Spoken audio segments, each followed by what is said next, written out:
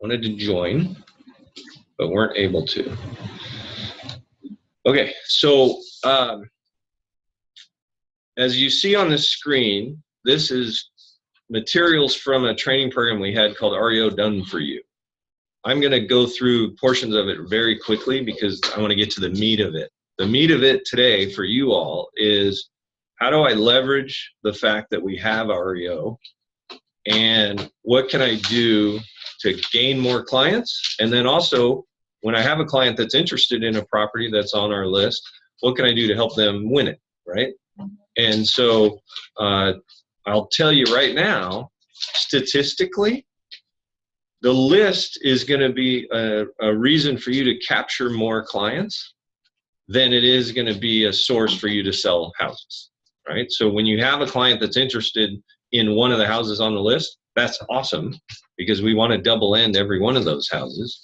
But statistically, right, we got 100 agents, we only have a handful of listings, you're going to more than likely sell them something else, and that's okay too. But you always want to make them feel like they've got the inside track, and they do, because you work with the listing broker, who is me, all right? So has everybody seen the list that comes out that Blake sends every week, right? Subject line says Hometown Advisor Real Estate Weekly Pre-Market List, and then the date. Comes out every Wednesday, I think, right? Thursday morning. The other thing that Blake will do for you is, on that list, he'll highlight in yellow any new additions. So once you've grown familiar with the list, then you only have to look at the new ones to see if there's new inventory, right? So you can see in this first column, retail listings versus REO listings, right? And what you really want to focus on are the pre-market ones. Is REO something that was taken back from the bank, or something that did not make it through auction? We're going to cover that. Oh, good. Great question, but we're going to cover that. So when you get the list, look it over. Now, a couple rules of thumb. Number one, never, ever give this list to anyone. You can print it, you can carry it with you, you can wave it around, right? Why do you think it's a bad idea to give it to somebody? They might have it out there and then. Well, there's a couple, right? Number one is, especially if you send it electronically, or if you hand it to them hard copy, they can scan it. They can share it with other real estate brokers. And now you've just lost your advantage, right? Number two is, if I'm Joe Investor and I'm interested in buying a house in Bellevue, and I look at your list and I see that you have one house in Bellevue, if I look at it and go, well, that's Somerset area, that's not where I want to be, now the list is useless to me, the investor, right? The statistical probability that it's a plethora of homes that would be of interest to your client is very low, right? Even when we had 205 listings, they were spread across 73 different cities. So that meant no city had more than 2 or 3 houses in it. And if they looked at it and said, well, I'm not interested in that one, now you're just like every other broker, right? So you want to use the list as an incentive for them to work with you. But really, it's the concept that every week we're going to get new houses, and I'm going to be on the lookout for you, right? We cover this in a separate training, but I'll just plug it here. Remember, when you talk to prospective buyers, you have 4 sources for homes, right?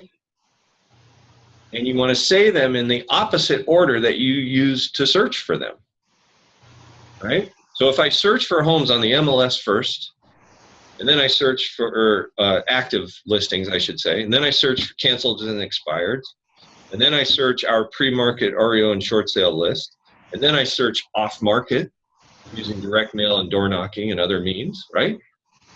That's the sequence of how I'm going to search. Well, when I'm talking to a prospective buyer, I want them to hear that list in reverse order.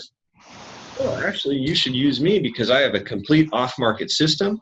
I have an REO pre-market and short sale pre-market list. I can scour, unsold homes, canceled and expired. And of course, I have access to all the homes that are on the MLS, right? That's a bigger pool than what the average broker can say. So just remember that. All right. So let's dive into this. Guy, you might want to mute yourself. Oh, sorry. I thought I had. Sounds like you're taking a shower or something. I'm just breathing heavy, I think. Yeah. All right. So this is the REO Done For You system. We don't actually do this anymore, but this was one of the revenue pillars that we offered to agents. All right. So I'm going to skip ahead to the get your first assignment.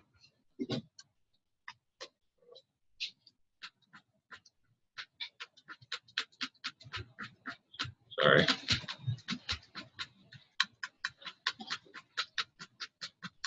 What don't you do anymore? REO Done For You? I don't know. You said something about we don't do this anymore, so I'm going to skip ahead. I just answered you. REO Done For You is what we don't do anymore. Got it. I shouldn't say we don't do it anymore. We have a few agents in it, and we still get assignments. Man, this is a long PowerPoint. Where would you find this PowerPoint? Where would you find it? You don't need to find it because this program isn't available any longer. Oh, it's not going to be. We're not doing this anymore, you said. Right. What we're going to talk about today is the REO system. This is actually a revenue pillar for agents that want to get into REO. Oh God, that's why it's the wrong PowerPoint.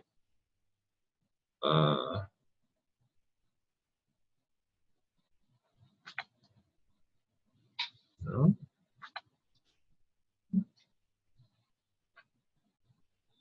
There. All right. What is BPO? I'm sorry. I'll cover that. All right. So this is to help you understand when and how you might submit offers for a prospective client. All right. So remember, this is a house that is on the list that your client fell in love with, or you think they might have an interest, and you need to know how to get access to it, right? So it starts with an assignment, right? We just got an assignment last week. It was a log home. You guys saw that go on the market, right? The typical assignment, we get it on one day. It goes on the market on average about 3 weeks to 30 days later. That one last week was a new customer and an unusual approach to their business where they assign it one day and list it the next. So that's highly unusual, but it's also done through an auction site. So there isn't a lot of advantage on that sort of assignment. Who decides if it goes to auction or not? Why? The owner of the home. Oh, you thought you could get more money that way? Is that it? Just more efficient. Oh. And in their mind, efficiency is more money. All right. So how do we find out about these homes? Well, the first thing that happens is we're going to get either an email or some notification that we got a new assignment, right? Once we get the new assignment, we are going to carry out a bunch of tasks, right?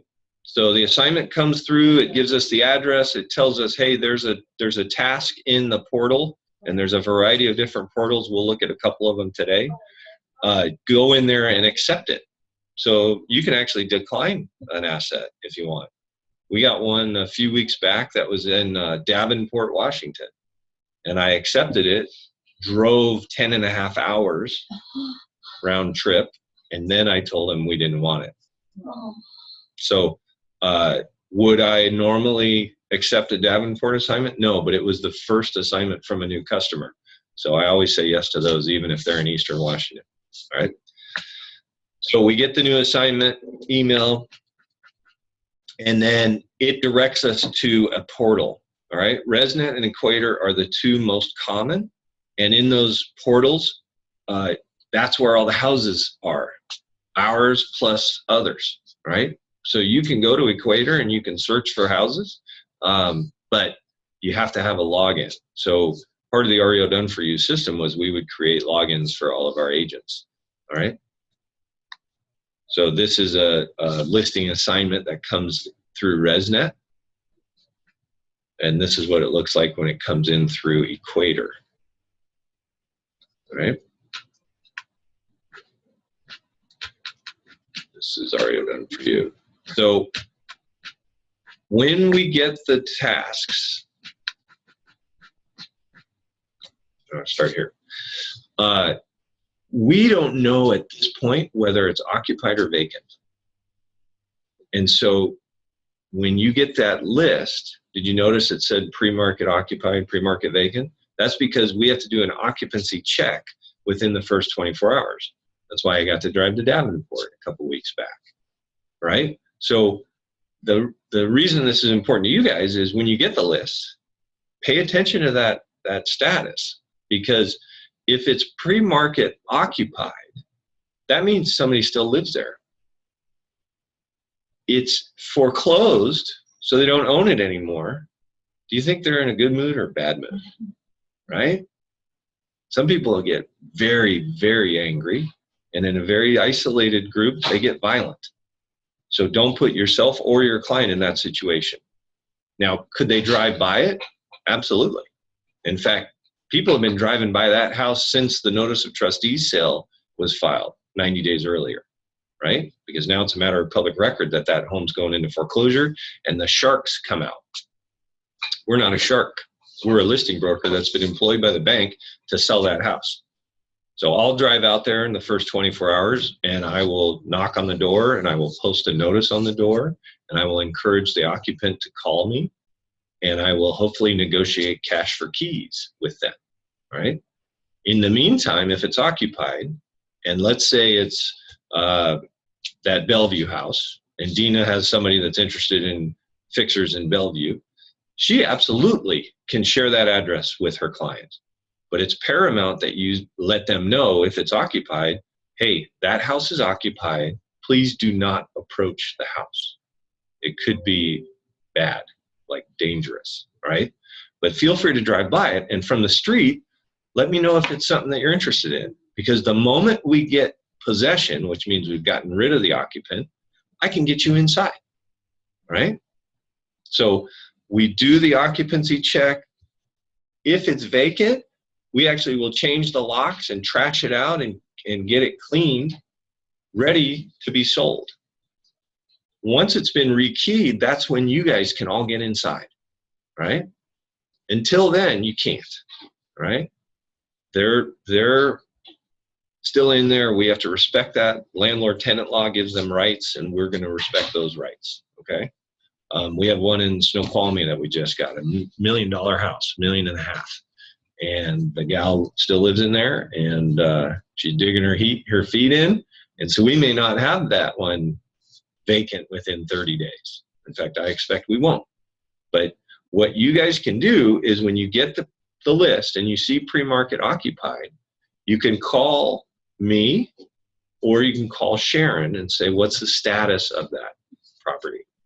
And in most cases, like this Snoqualmie one, I'll be able to tell you, well, she rejected cash for keys. Now it's up to the attorneys. We're processing an eviction, and that's going to take a little bit longer, right? If it's vacant, though, you just go out there.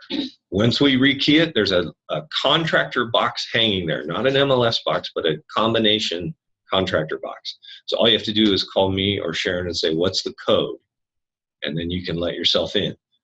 Do not give that code to your client.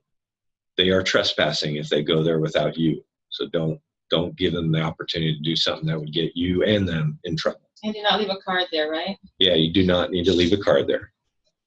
Remember, you work with me. So you're just going into our listing, right? And you're bringing somebody with you. Be respectful. Don't let them steal stuff. Don't let them damage stuff. May I ask a question? Will the cash key, you pay the cash and how does that work? Yeah, so like this Snoqualmie one, let's assume she had said yes, right? The way cash for keys work is I go into the home or I meet with the occupant and I tell them, hey, let's say you're the occupant, right? first thing I always do is I address you as the former owner, which is usually a bit of a smack in the face for the homeowner because they haven't thought of themselves as a former owner until I just called you that. And I'll go, Ashley, are you the former owner? And you'll say, oh, yeah, I guess so. Okay, well, here's the great news. The great news is the bank has sent me to talk to you because the bank is willing to give you some money to help with your move. All right? And they'll do that as long as you agree to be out on a particular date and agree to leave the home broom clean and free of personal property and debris. And then I listen. I don't say anything further. If you go, well, that depends how much money it is, depends how long it is, whatever, I have a response for that. If you say, I'm not going anywhere, Chase screwed us and we're suing or whatever, right? I'll go, it's a different response, right? But now I know it's adversarial. So I can say, well, Ashley, I appreciate and respect that. But just so you know, Chase has attorneys too, right? And what they will do is they've authorized me to offer you the money. And at that point, I know the amount. So I'll say, they've offered you $3,000 as long as you're out within 30 days. If you say no to that, they're going to give that $3,000 to the eviction attorney, and you're going to be out in 20 days. So your choice is 30 days and some money, or 20 days and no money, right? So now you understand why I've been 100% successful in negotiating this, right? This Snoqualmie lady said no. And if she thinks that she has homestead rights, I assure you, Caliber's attorneys know more about her rights than she does. She didn't even know that her redemption period expired. Because when I first went there, she said, well, I'm planning on redeeming this. Great.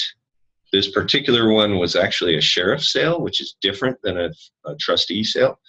And the redemption period for a sheriff's sale runs for a year after completion of the auction. Well, the auction was January 29th of 2016. So she's already out of luck. But I'm not the bad guy in this thing. I'm always encouraging. I'm always positive. I always explain to them, when they say $3,000 in 30 days, that's never going to be enough.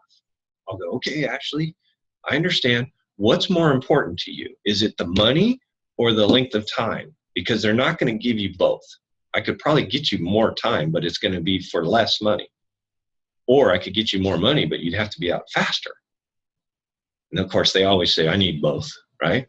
I understand, but if you could only have one of them, which one is it?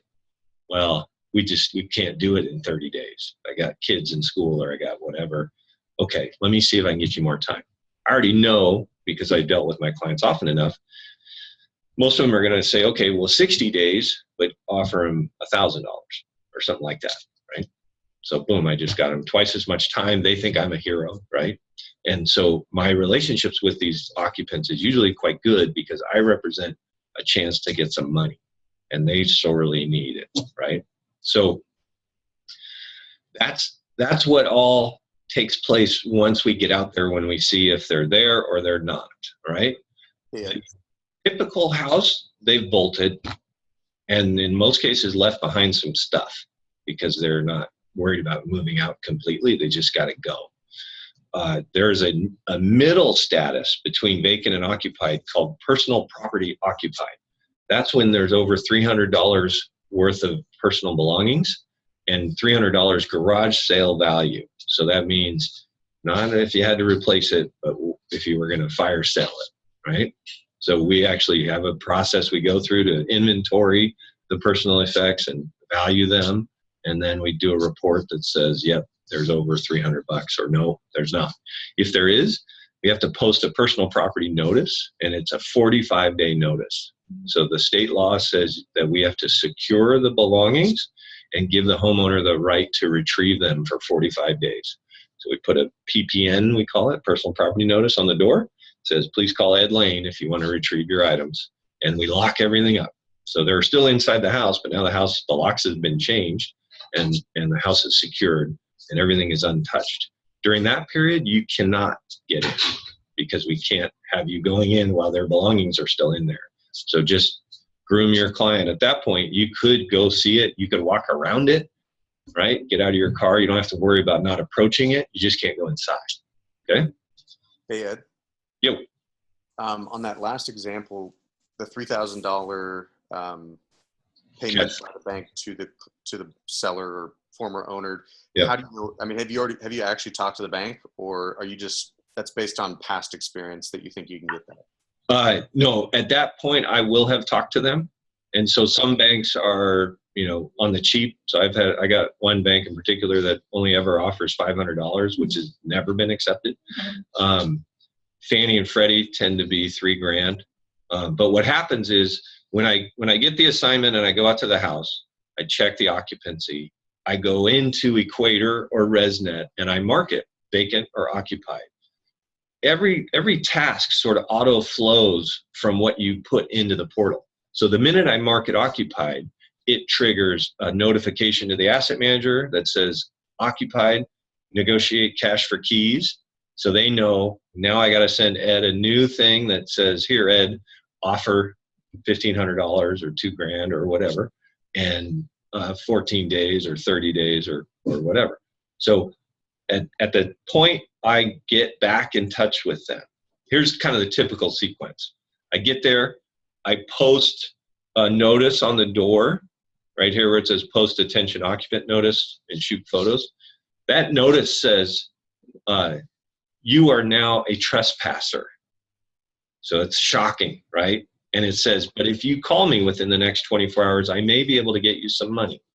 And so that prompts them, right? Well, that window of time between the time I posted it and the time they call, I've marked it as occupied in the system already, and I've already been notified of what the cash for keys offer is. So by the time they call, Matt, I already know, okay, it's $1,000 in 30 days or $3,000 in 30 days or whatever. Gotcha. And the bank also informs you the value they're willing to accept, or how do you determine that by doing a CMA or something? That follows. Great question. So, but before I answer that question, I want to make sure I address Dina's, which was, when does all this happen relative to the actual auction, the foreclosure sale? This all flows once the trustee sale is completed.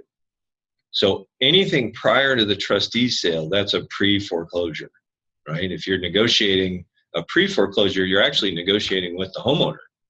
If it's upside down, you're also negotiating with their lender, but that foreclosure date is looming, right? So depends on whether you have enough time. Scott Feisner just had one of these, and he took a short sale. It wasn't even short. He took a distress sale the week of the foreclosure sale. Even got him an offer. But by that point, the wheels had already been in motion. The bank didn't halt the foreclosure. And the reason is they've had too many offers that weren't real, never closed. And so they're never going to stop a foreclosure that's, only a couple days away just because they got an offer. Are these all pre-foreclosures or lists? Nope. Our list is both, right? When it's on the list, let me How do pull we know which it is?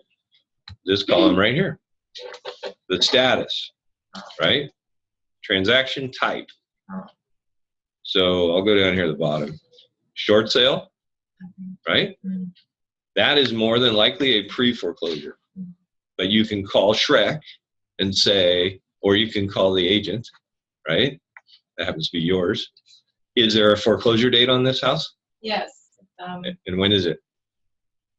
Actually, we're mutual. We're supposed I to- don't want more details. When's the foreclosure date? It was June 28th, I think. That was last year. No, they postponed it twice. Okay, so this agent doesn't know the foreclosure date for her listing. That's bad. You should know that, right? It's not likely to be So June where she can- 28th. Can you tell me?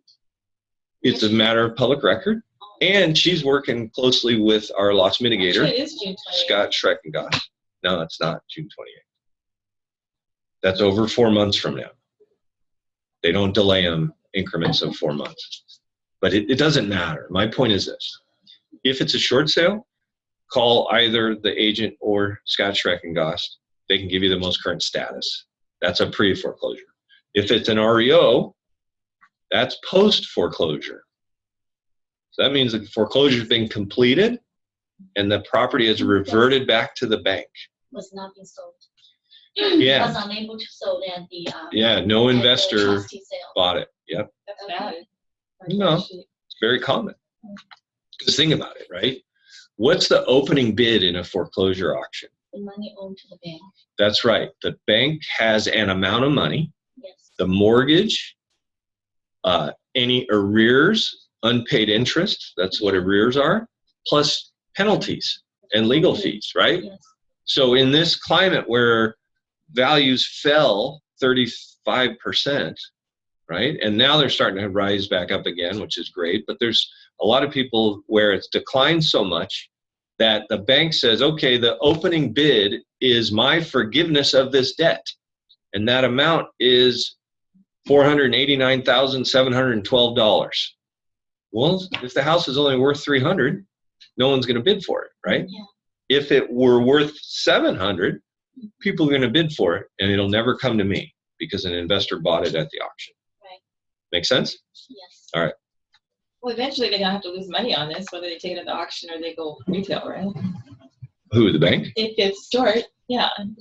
If they can't get enough money for it, they're gonna lose eventually, right? Oh yeah, yeah. In that example, they were owed $489,000. It's only worth $350,000.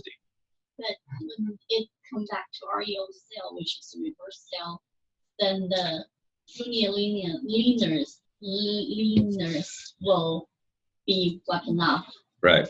So Junior liens are lieners wiped will out. Wiped out. if Then, it goes through the foreclosure. yes, Right. the trustee sale, and Right. it was unable to be sold, right? Right. So right. come back to REO. So they will probably not losing any money for the first lien holder. I would never speculate on that. Okay. And when it says pending short sale, that just means that the bank has, or not accepted, but has an offer that they're negotiating, right? Right. And that's why you want to call Shrek, because he'll be able to tell you whether that's a JCC offer, and really we're looking for another buyer, an end buyer, or if it's a regular agent offer that they want to close. There is a difference, and you just call Shrek. So when you see pending short sale on that list, if it's a house you're interested in, it's always worth a phone call. All right. So I'm not going to bother you with the occupancy part of it. So BPO, Matt asked about a BPO or a CMA, I think he called it. So a BPO is just a CMA on steroids. Stands for broker price opinion, and it's actually done on the appraisal form. So you actually pick the best comps and you grid them out on a document that looks like an appraisal. It is Fannie Mae Form 1004, which is an appraisal form. And it's a much more detailed report. That's what we do. We do hundreds of these every month. And we won't do those, Matt, until we get it vacant. So in that, remember where I said the tasks kind of flow once we put the occupancy in? If I mark it as vacant, that'll immediately trigger a BPO from me to the asset manager. And then it gives us, depends on the bank, but typically 72 hours. But at that point, I can finish a BPO in about 45 minutes, and I've already shot the pictures because I did the occupancy check. I was already out at the house. So doing the BPO from there is fast, and we actually guarantee to do them within 24 hours, right? There's some great training on how to do BPOs. There's 2 videos in V4 called Valuations 1 and Valuations 2. If you don't feel confident in pricing houses, watch those videos, because they go through both the science of it, which is, what criteria to use to find comps, and then the art of it, which is how do you decide which comp is the highest and best and arrive at a market value. All right. And that's it on that topic. And that's still not the,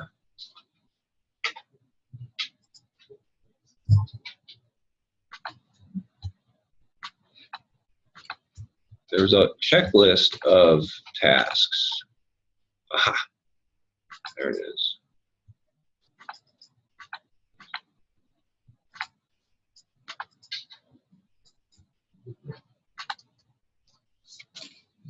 All right. So occupancy, rekey, postings, trash out, bids if there's needed, right? We do HOA research, well and septic research. We winterize the property. Ours didn't get winterized, and we're afraid of the pipes might have broke. That's a short sale, not an REO. It's an important distinction too, and I'm not picking on Dina, but the owner still owns it. If he moved out, he should winterize it. Did he winterize it? Yeah. So guess what? He damaged his own property. That wasn't very smart. Now, could an agent coach him? Because we're way more knowledgeable, right? We know a vacant house in winter, the pipes will burst. So should Dina have called her client and said, you need to winterize your place or its value is going to decline? Absolutely. So next time, do that, right? It is what it is. She doesn't hold any blame, but it's a client's first example when you go above and beyond and say, hey, Ashley, I know you moved out. I know you're moving on to the next chapter, but we can't lose sight of the fact that this house is still in your name and you need to protect it from declining in value because it'll impact you, right? If the bank agrees to a short sale that's now 50 grand even lower because the pipes burst, they're more likely to want to chase you for that money. Whereas had it sold 50 grand higher, they might have said, well, let's write it off. So short sale is still under the former owner's Yeah, name, right? Yeah, because the foreclosure's not yet been completed. But foreclosure is, the property belongs to the bank already, right? Foreclosure is when it reverts back to the bank. That's right. Oh, so that is until then. Yep. So if the foreclosure is every Friday in King County. So on Thursday, the Joneses still owned it. And at 9 a.m. Friday morning, they still owned it. But at 10:30, it now belonged to Chase Bank. Right? You can delineate the minute it changed hands because they actually will record a trustee's deed, which changes title from the Joneses to Chase. But the foreclosure property title is clean. Is that true? We can't speculate, but after the foreclosure, it is. But before that, pre-foreclosure, we don't know yet. Right. You have to get a title report. And there could be issues that Chase has to deal with to make sure title is solved. Unpaid HOA dues or things like that. All right. So remember, the theme of this training is how do I help my client win, right? So Dina has a client who is very interested in one of our vacant properties, right? And her question to me over the weekend was, can we submit an offer now? All right. The short answer is no. Right? But she knew that. How long have you worked with us? Yeah. Right? He's so anxious. Get the house run. This is the beauty of what we do, right? Our clients are emotional, passionate, anxious. Don't you absorb that anxiety, right? You're a pro. They can be as animated as they want, and it doesn't change the facts, right? Can I write an offer now? No. How about now? Still no. You write it not dated. If you follow our training, that's exactly what you do, right? So here's the training. Get your client excited for that house. The minute they go, man, that one on 50th, I really, really like. Great. Let's put an offer together, right? When you write the offer, don't fill in the price.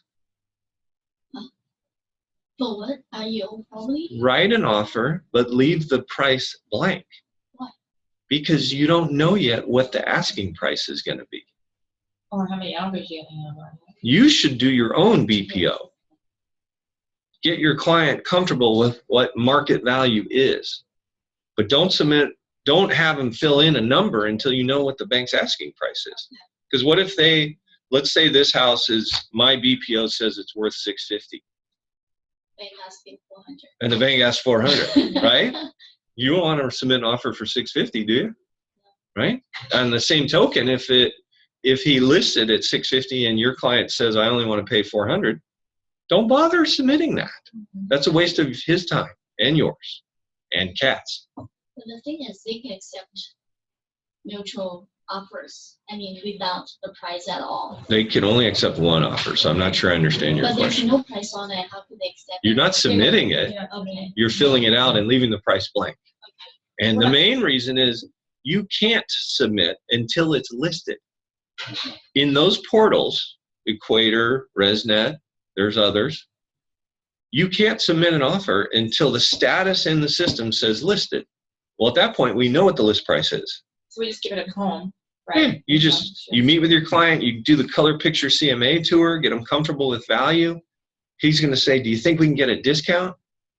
Your answer is going to be, we're going to do our best to get it for you as cheaply as possible. In this market, there's a good chance you're going to have competition. And what do you think the asset manager wants? He wants as much money as he can get, Yes. right? So you never tell your client, I'm going to guarantee that you get a discount. You can't, right? But what you can guarantee them is, I will be able to tell you where you need to be to win. Then it's up to you to decide whether that's a reasonable number or not. So you tell us because they all come in here. Will you let us know where we're at? Yeah. That's super cool. One more question is, what when the banks are looking at these offers, how can we write a strong offer? Do we just do a 22EF? Do we leave instruction? We'll do a separate training on how to write winning offers for REO. Okay, good. All right. We covered a few of them last week, but it occurred to me we should do more of a structured training on that. But the contract will not be Form 21. It's the website contract. No, it will be. Yeah. It will be 21. Yeah. What most banks are going to do is they'll let you use MLS forms, but then they'll add a bank addendum to them. So if I'm Chase, I sell houses in all 50 states. I don't want to deal with, there's over 1,000 different MLSs in our United States. Yeah. I don't want to deal with that. Yeah. Right? So I'll just say, use your forms. I'm going to provide an addendum that supersedes everything in your forms. Okay. So wherever they disagree, the addendum prevails. Oh, Right? So as a buyer's agent on REO, you want to make sure you read that very carefully. I had one agent call me one time. You guys all know what excise tax is? yes. Yeah? The sale tax. The sale tax. How long have you been licensed? Here it goes. All my brand new, well-trained agents, right? Excise tax is also known as transfer tax. It's charged on the sale of any personal property and real property, right? On real property, it amounts to 1.78%. So on an $800,000 house, it's about 15 grand, right? So it's not a small amount of money. And we had a bank addendum for one of our clients. They've since gone out of business. Goodrich and Pennington was their name. And their bank addendum said, buyer will pay seller's transfer tax. Mhm. Do you see where that could be a problem? Is that going to be on the listing? Do you see where that could be a problem? Right? Yeah. In this case, it was a $400,000 house. So that meant $7 grand of what the seller is customarily obligated to pay got switched over to the buyer's side. And the buyer's broker called me and ripped me a new one. You hid this, you're that. And I went, oh, time out. It's not my fault that your client didn't read what they signed. It is, however, your fault that you let your client sign something without you reading it. Mhm. Right? Shame on that agent. And shame on any of you that don't read documents that your clients are signing. Right? Because we all know consumers don't read them very regularly or very thoroughly, especially you poor ladies, because it's in English and a lot of your clients are trusting you to read them. So if you see something in there, like that excise tax thing, should jump out at you at this point, because you guys all should know sellers are the ones that pay excise tax, right? So read, okay? And if you're unsure, bring it in here. I'll read it with you or for you. But Right. does MLS let us use their form? Because this transaction will not through MLS system, Austin sign. We'll just use the form. No, you to- can do it. Banks don't accept electronic signatures for the most part. Fannie Mae will, but most of the other banks won't. But you can upload any PDF to Authentisign.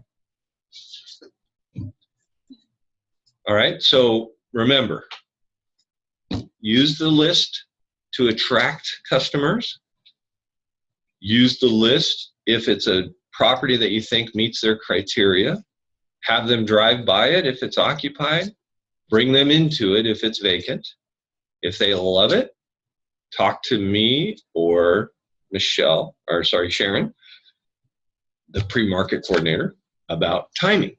Like what should be going through Dina's head right now is, when is that house going to be on the market? When can I submit my offer, right? And the answer is, I don't know. Caliber is infamous for taking a long time to put homes on the market. Can it be like months? In the case of 4448, 164th, it's been almost a year. But that one had a dead body in it, so that takes longer. I didn't get a reaction out of you guys at all on that. We probably not get it. Do you know what a dead body is? Dead Of course, body. yeah. Yeah, You mentioned that last time. right. That's so crazy. So that's why. You guys are. Oh, sometimes it's kind of. What does the email say that says we're gonna get listed tomorrow? Oh yeah, thank you, Cameron, for the reminder. I appreciate that. We will definitely get to that. All right. In fact, now is probably a good time.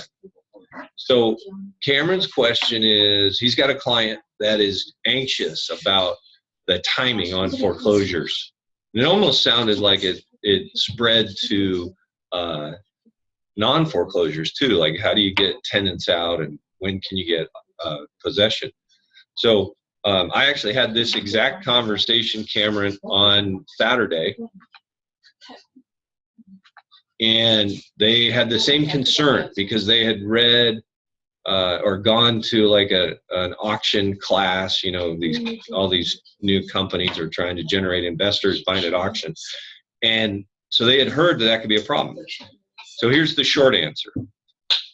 You are always going to have a possession date in your agreement. That is a possession date that is enforceable, right? It's a term of the agreement. Now, could there be a holdover tenant? Absolutely. It's much less likely to happen in certain instances than in others. So let's talk about that. In a foreclosure, so Cameron, this addresses your question specifically. Banks rarely sell a property with it occupied. Right?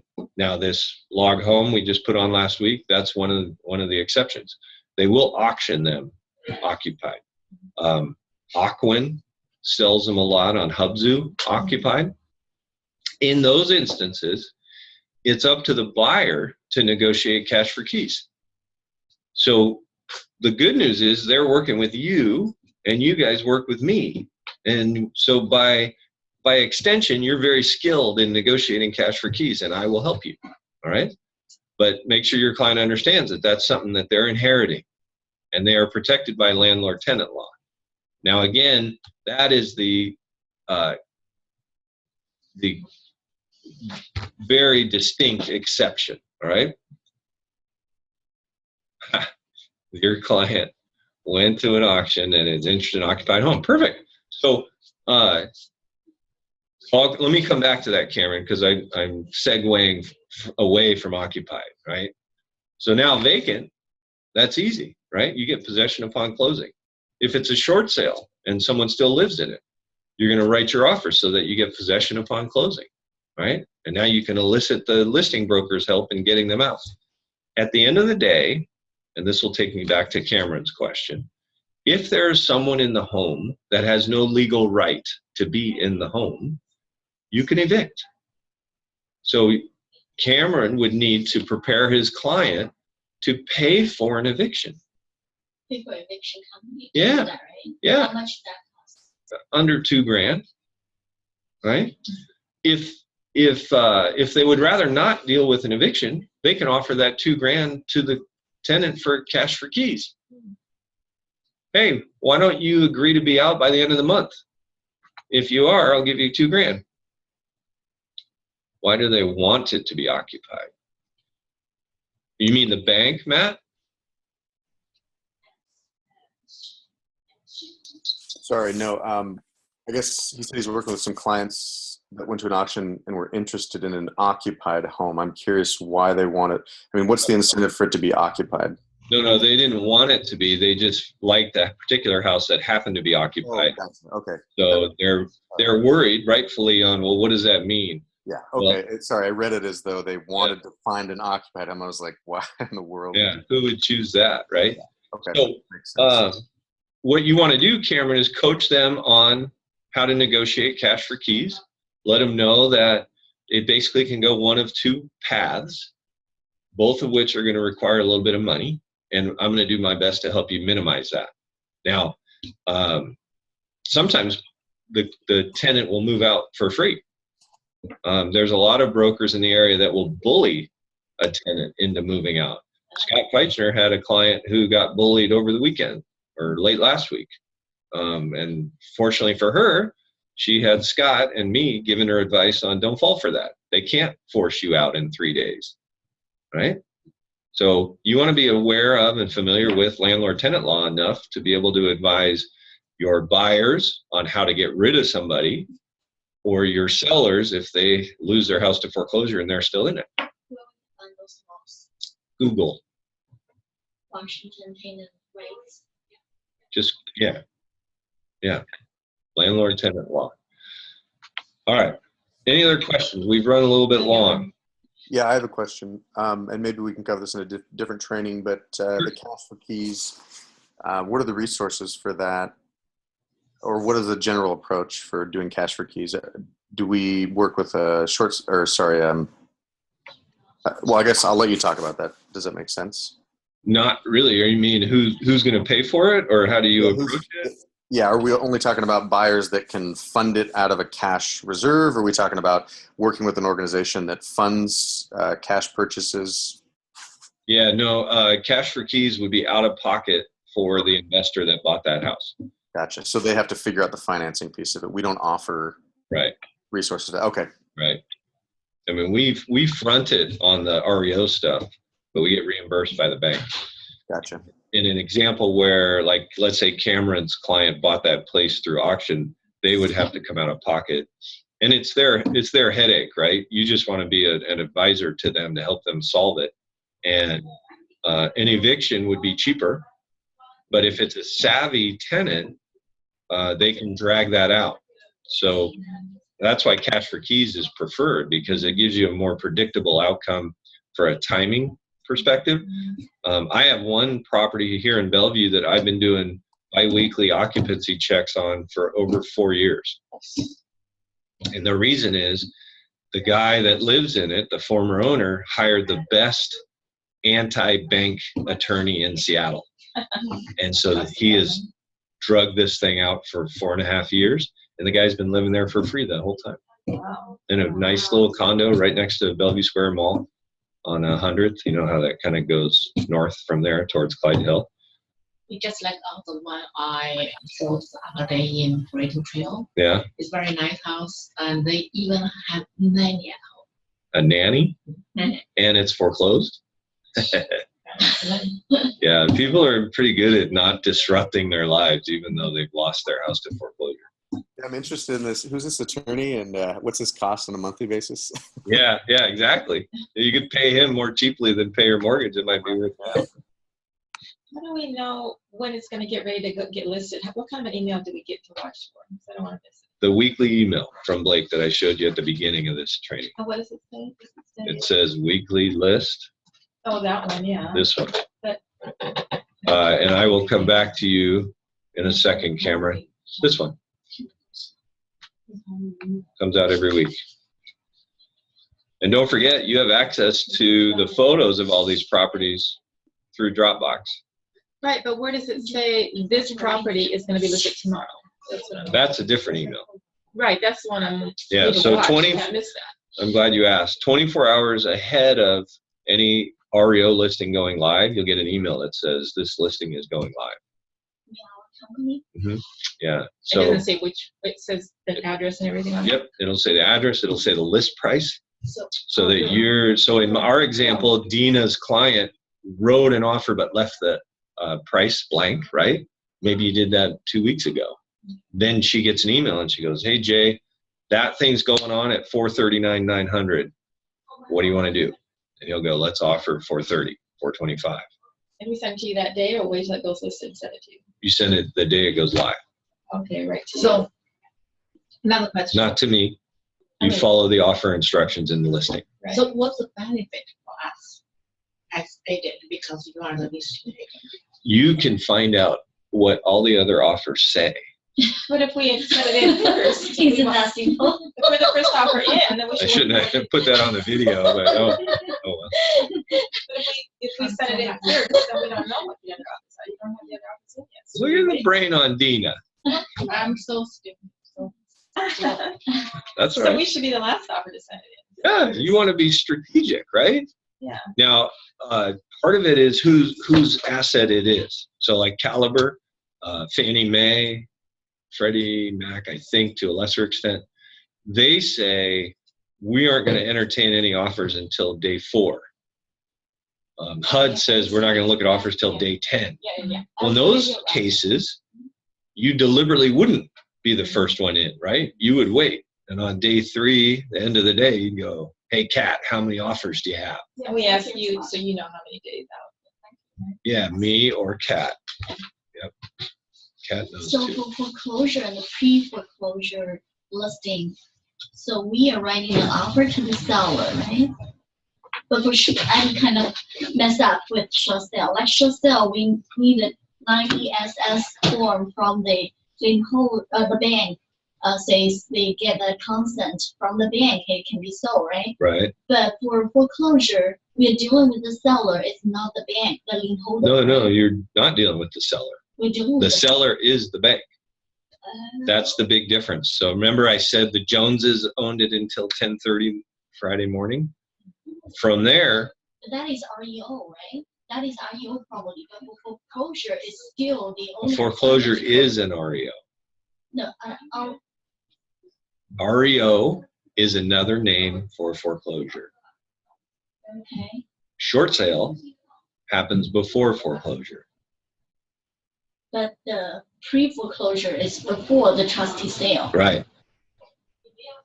So if for pre-foreclosure listing, we are writing an offer, so we are dealing with bank too, or we're dealing with the seller? If it's a pre-foreclosure, you're only dealing with the bank if it's a short sale. If it's not a short sale, you don't need the bank's assistance. consent. Right. So we are just. I'm bringing this thing up so you can see that process. Yeah, where can we find this thing? This is all in V4. You always say so before. I checked before, I did not see those. So the title of this video is called 22 listings in 29 days, I think. Is that what it's called, Tina? Something like that. Something like that. Freedom Team. It's the Freedom Team presentation. So that is. So here's the under process. Agents resources. Yep. And it's. First is a notice of default. That is the bank's first official statement to the homeowner. You're in default. If you don't cure it, we're going to foreclose. But what if the seller sell it right now? Then it doesn't matter. So we are dealing with the seller, it's not the bank. All right. I'm Okay. describing the process Yes, because the seller can cure it yes, up to 11 days before the sale date. okay, That's the redemption period. yes, After that, they would have to bid at the auction themselves to save it. okay, And that happens. Like if I got in trouble, I'd go to my brother and say, hey, will you buy my house at auction so that I don't have to move, and then I'll pay you back or whatever, right? So this window, all the way down to here, that's negotiating with the seller, not the bank, but potentially needing the bank's permission if it's a short sale, because they're going to write off some amount of money and they have to approve that. Once it gets down to here, that's the auction date. Yes. That's where they either sell it to an investor, and if no investor bids high enough, it reverts back to the bank. Yes. Or that is a foreclosure. REO just means real estate owned, which is what it's called on the balance sheet for the bank. So banks refer to it as REO. Investors call it foreclosures. I buy foreclosures, right? So except this kind of foreclosure, is there any other kind of foreclosures? Yeah, there's lots. So that's why I'm confused. Getting confused. Yeah, So no, many we'll cover that another time. It's actually after the hour, so I'm going to make sure to answer Cameron's question, Yes. which isn't related to foreclosures. So I'm going to stop the recording here.